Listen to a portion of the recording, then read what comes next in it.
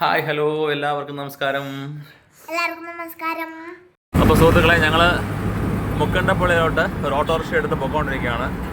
ഏകദേശം ഹൊസൂർ ജംഗ്ഷനിൽ നിന്നൊരു 4 കിലോമീറ്റർ ദൂരേ ഉണ്ടാവുള്ളൂ, 4 കിലോമീറ്റർ. അപ്പം എന്താണ് വ്യത്യാസം എന്ന് വെച്ചാൽ റോഡിൻ്റെ വ്യത്യാസം അറിയാനുണ്ട്.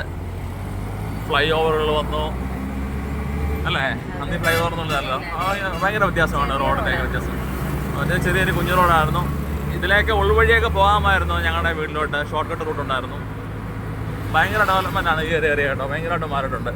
സുഹൃത്തുക്കളെ, ഇതാണ് മുക്കണ്ടപ്പള്ളി എന്നുള്ള സ്ഥലം ഞങ്ങൾ താമസിച്ചിരുന്നത്. സത്യം പറയാമല്ലോ, എന്തെങ്കിലും ഒരു ഐഡിയ ഇടുന്നുണ്ടോ? ഒരു സ്ഥലം എല്ലാ ബിൽഡിങ്ങുകളും അറിയാം, ഫുൾ ചേഞ്ച് ആയിട്ടുണ്ട്. പക്ഷേ ഈ ഒരു ഇവിടെ വന്ന് ഇറങ്ങിയപ്പോഴേ ഈ ഒരു പോയിന്റ്, ഇതിലെ ഈ ഒരു വഴി, ഇതിനപ്പുറത്ത് മുന്നിലെ ഒരു വഴി, അകത്തോട്ടുള്ള വഴിയുണ്ട്. പക്ഷേ ഈ ഒരു വഴി ഞങ്ങൾക്ക് കുറച്ച് കണക്റ്റഡായി അല്ലേ, ഒന്ന് കണക്റ്റഡ് ആയിട്ടുണ്ട് ഈ ഒരു വഴി. അപ്പോൾ ഇതിലെയാണ് പോയതെന്നുള്ള ചെറിയൊരു ഊഹമുണ്ട്. അതുകൊണ്ടാണ് ഇവിടെ തന്നെ ഞങ്ങൾ ഇറങ്ങിയത്. നമ്മളിവിടെ ഒരു അമ്പലം ഉണ്ടായിരുന്നല്ലേ അല്ലേ? എന്തെങ്കിലും അറിയാവോ? ഇത് വലിയ കഥയാ, പറഞ്ഞാലും തീരാത്ത കഥയാ. നിങ്ങൾക്കൊന്നും അറിയണ്ടല്ലോ അല്ലേ? ഒരു കാര്യം ചെയ്യാം, നമുക്ക് ഈ റൂട്ടൊന്ന് പിടിച്ചു നോക്കാം.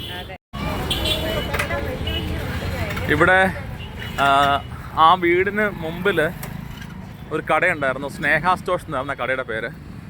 അപ്പോൾ അവർ തന്നെ ആയിരുന്നു ആ വീടിൻ്റെ ഉടമസ്ഥയും. ഒന്നെങ്കിൽ ഇവിടെയുള്ള പഴയ കടക്കാരായതുകൊണ്ട് അവരോട് ചോദിക്കണം, അവരോട് ചോദിച്ചിട്ട് കണ്ടുപിടിക്കണം. ഞങ്ങൾക്ക് അത്ര ഉറപ്പില്ല കണ്ടുപിടിക്കാൻ പറ്റുമെന്ന്, പക്ഷേ എങ്കിലും ഒന്ന് ശ്രമിച്ച് നോക്കാൻ പോവാണ്. ഞങ്ങൾക്ക് ഉറപ്പില്ല കവി, പക്ഷേ എങ്കിലും നമ്മളൊന്ന് ശ്രമിച്ച് നോക്കാം. അപ്പോൾ ഞങ്ങൾക്കൊരു ചെറിയ ഹിൻഡ് കിട്ടിയിട്ടുണ്ട്. ഇപ്പോൾ ഈ കടയിലെ ചേട്ടനോട് ഞങ്ങൾ ചോദിച്ചു. അപ്പം ചോദിച്ചപ്പോൾ ചേട്ടന് ആ കടയല്ല, ആ ബിൽഡിംഗ് അവിടെ ഉണ്ടെന്നാണ് പറഞ്ഞത്. അപ്പോൾ അതിനതിൽ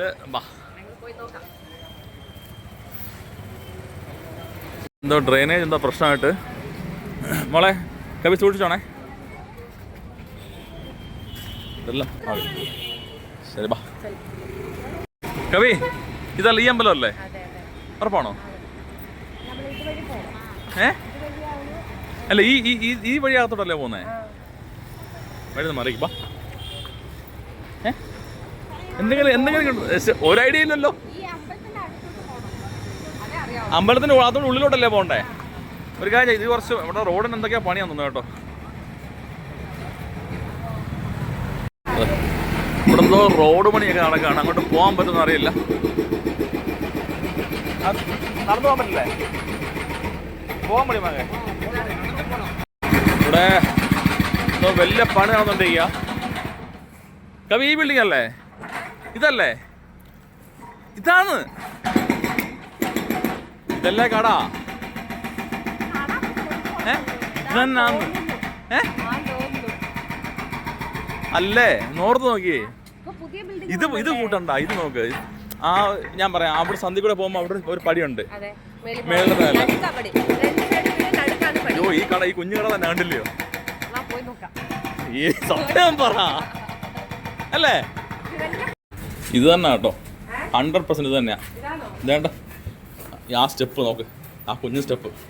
ഈ താഴത്തെ ഇവിടെ ഒരു എരുത്തില് പോലെ സാധനമൊക്കെ ഉണ്ടായിരുന്നു അല്ലേ?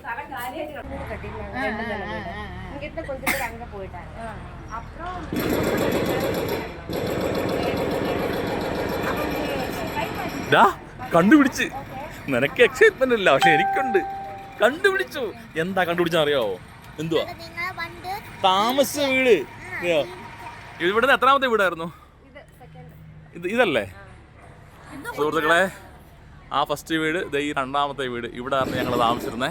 സുഹൃത്തുക്കളെ, കണ്ടുപിടിക്കാൻ പറ്റുമെന്ന് യാതൊരു തരത്തിലുള്ള ഉറപ്പില്ലായിരുന്നു. പക്ഷേ അത് കണ്ടുപിടിച്ചെന്ന് മാത്രമല്ല, അത് ഞങ്ങൾക്ക് മേലോട്ടും കയറി പോകാൻ പറ്റില്ല. അപ്പോൾ അവിടുത്തെ ആൾക്കാർ താമസിക്കില്ല, അത് ശരിയല്ലല്ലോ. അപ്പോൾ താഴെ ഒരു ചേച്ചിയോട് ഞങ്ങൾ സംസാരിച്ചു. പുള്ളിക്കാരിയാണ് പറഞ്ഞത്.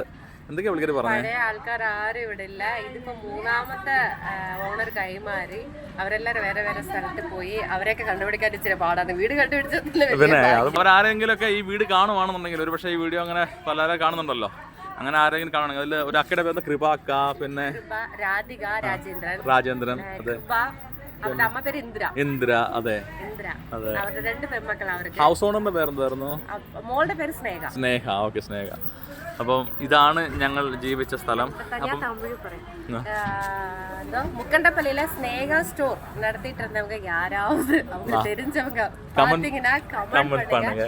ஒசூர்ல முக்கண்டப்பள்ளியில ஸ்னேகா ஸ்டோர் நடத்தினவங்க தெரிஞ்சவங்க, அவங்கள பத்தி தெரிஞ்சவங்க யாராவது இந்த ஊர்ல இருந்தீங்கன்னா கொஞ்சம் கமெண்ட் பண்ணுங்க.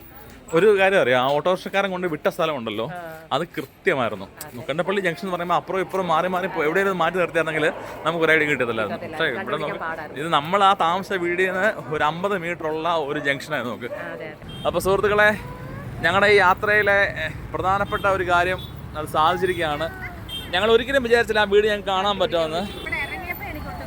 ഇല്ല, ആണപ്പുള്ള എനിക്ക് ആ ഒരു മേളിൽ ഓട്ടോക്കാരനെ വിട്ടില്ലേ, ഓട്ടോ കൊണ്ട് വിട്ട സ്ഥലത്ത് ഒരു ഇറക്കമുണ്ട്. അതെൻ്റെ മൈൻഡ് നല്ലപോലെ ഓർമ്മയുണ്ടായിരുന്നു. ചെറിയ നിങ്ങൾക്ക് കേൾക്കുന്നവർക്ക് ഇത് എന്താണ് ഇവർ പറയുന്നത്, ഇതെന്താണ് എന്ന് ചോദിക്കാം. പക്ഷേ ഒരു കാലഘട്ടമല്ലേ, 20 വർഷം എന്ന് പറയുമ്പോൾ ചെറിയൊരു പീരീഡ് അല്ല. അന്ന് ഞങ്ങളിവിടെ ജീവിച്ചു. ഞങ്ങളുടെ മാത്രം സന്തോഷവും ഇഷ്ടപ്പെട്ടവരുടെ എല്ലാം ദുഃഖവും ഉള്ള ഒരു കാലഘട്ടം. അപ്പം ഇത്രയും കാലത്തിന് ശേഷം അവിടെ തിരിച്ചു വന്നപ്പോൾ അതൊക്കെ കണ്ടപ്പം അറിയാതെ എക്സൈറ്റഡ് ആയി പോയതാണ്. അതിന് ഞങ്ങൾക്ക് അവകാശമുണ്ട് അല്ലേ. ഇനി അടുത്തത് ബാംഗ്ലൂരിലോട്ട് പോവാം. അത് ഇതേപോലെ വേറൊരു മനോഹരമായ,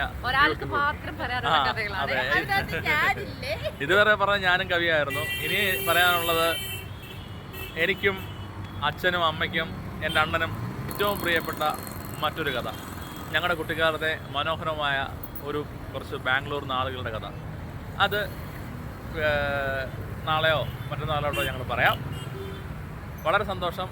ഇതുവരെ ഈ യാത്ര കുഴപ്പമില്ല എത്തിച്ചതിൽ നിങ്ങളുടെ സപ്പോർട്ടുണ്ടായിരുന്നു, തുടർന്നും ഉണ്ടാവുക. അപ്പം എല്ലാവരോടും സ്നേഹത്തോടെ ക്യാമറാമാൻ ഭർത്താവിനൊപ്പം